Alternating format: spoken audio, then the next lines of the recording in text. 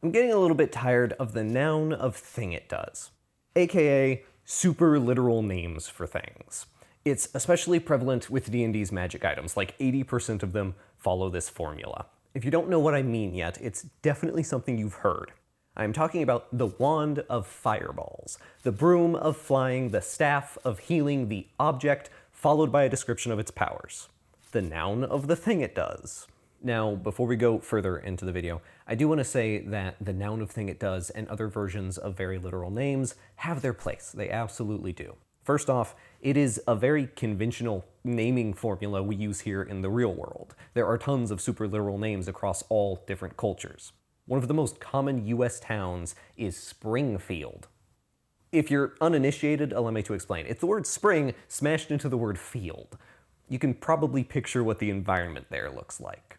We use tools called log splitters, pipe wrenches, pry bars. If you build a hammer for war, that's a war hammer. And if you build an axe for war, you'll never guess. It isn't that literal naming is an unrealistic or inherently bad thing, but I think it gets boring really fast, especially given how frequently D&D source books use them.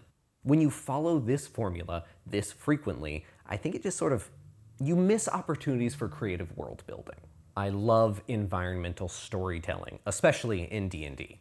Don't get me wrong, I also love to go on a mid-session rant about the lore I've created, the locations, the people, and the history and all that stuff, but then the player's eyes glaze over and I have to remember that this game is about a lot more than just how much fun I had creating each city's culture.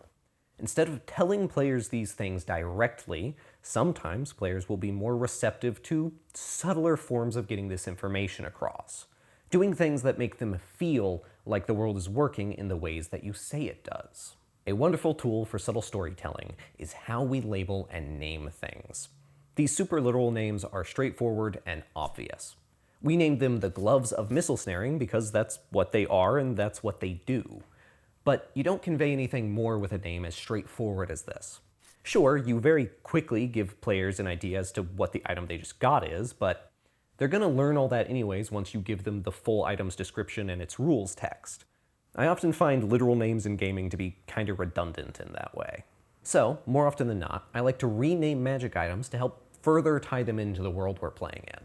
I don't want them all to sound like generic Tolkien-esque fantasy names. I want them to sound like they were made by the kinds of people who live here, in this world, whatever that world may be. I want them to feel like they were built for a reason, and how we flavor our magic items can really color that first impression. This comes pretty naturally with homebrewed items. You built that sucker from the ground up, so whatever name you choose is probably, even if it's unintentional, going to help tie it into the story you're making.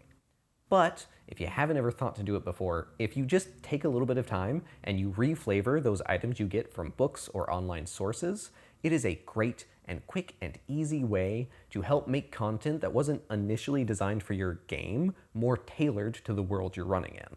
Hypothetically speaking, let's make a scenario in which I want to give my party a Periapt of wound closure. If you're not familiar with that item, in short, it stabilizes down creatures and helps you regain more health on a short rest, basically. Perhaps instead of a Periapt of wound closure, I make the simple change to call it a Medic's Periapt.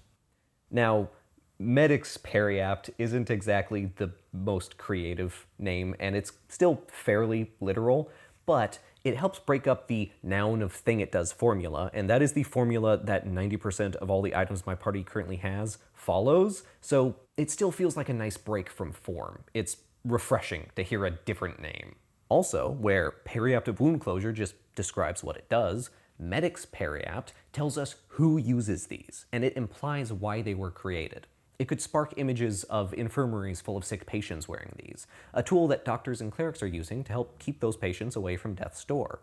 It's a simple change, but it's a small little push to help make the world feel more alive. Like there are people creating these kinds of magical items for their own reasons, not just to be a cool trinket for adventurers to find.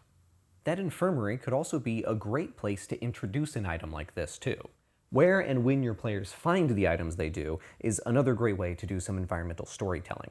Perhaps they find it on the body of a dead noble. Maybe in your world, a Periapt of wound closure is actually an expensive, kind of rare item that's hard to find, and it's given to nobles to help the high classes stay in their seats of power for a little bit longer. Instead of a Periapt of wound closure, maybe it's called a nobleman's shield. There's a story right there for you. Maybe you're running a game with an ongoing military conflict, and Periapts of wound closure are a common item given to soldiers or medics on the battlefield. These are used for injured soldiers to help try and keep them alive, at least for long enough for them to be carried wherever they have to go for proper medical care.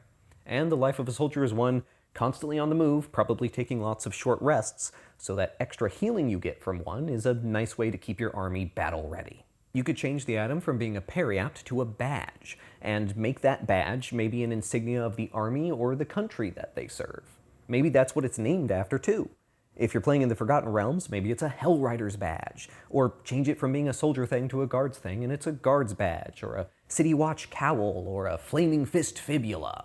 I think all of these names add more to a game than the Periapt of wound closure. Instead of a bag of holding, what if it's 𝙉𝙊𝙀𝙎 infinity satchel? Yes, I know I committed a sin there by trying to rename the bag of holding. It is an iconic name for an iconic item. If it holds a special place in your heart and you just don't want to change it, I totally get that, that's fair, but permit me to use it for an example. In a crowded market full of a bunch of people all trying to sell you stuff, doesn't the name Infinity Satchel sound like just the kind of marketing hyperbole someone would use to try and sell a product like that? Think of all the times you ever heard of a product referred to as virtually indestructible. And if you do want there to be a merchant or inventor or something named 𝙉𝙊𝙀𝙎 or whatever else have you in your world, something like this, the name of a magic item, can be a great way to foreshadow that character. Or a character that they'll never meet at all. It can be an implied inventor, like the Ralph Laurens of our world. Names associated with brands is a common thing. It can serve you well to mirror the real world in how we label products and stuff like that, if your goal is to make it look like this is a product that's designed to turn a profit. I'm running a game right now in a world of my own design that is heavily based off of the industrial ages, but with lots of magic and fantasy elements mixed in.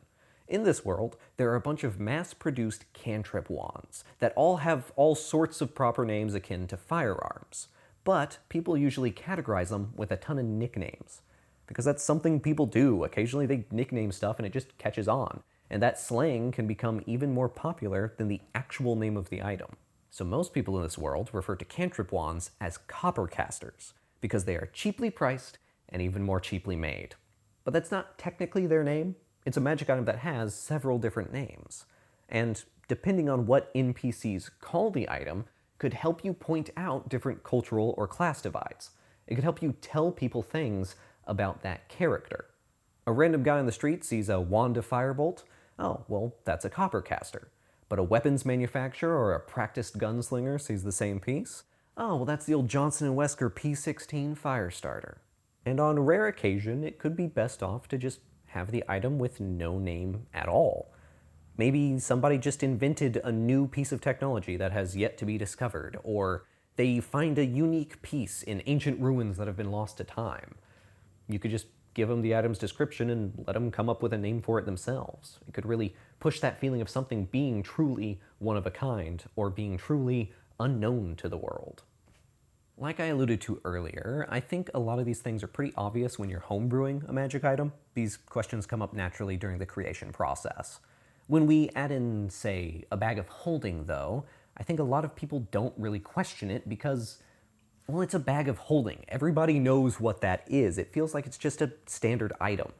But when you take a little bit of extra time to ask, what does a bag of holding look like in this world? Why is it in this city? Why does it exist at all? You can add a little bit of an extra touch to the game. It isn't necessary. By no means is any of this necessary. But I think, like filigree, it can be just an extra little detail that makes a great story even better.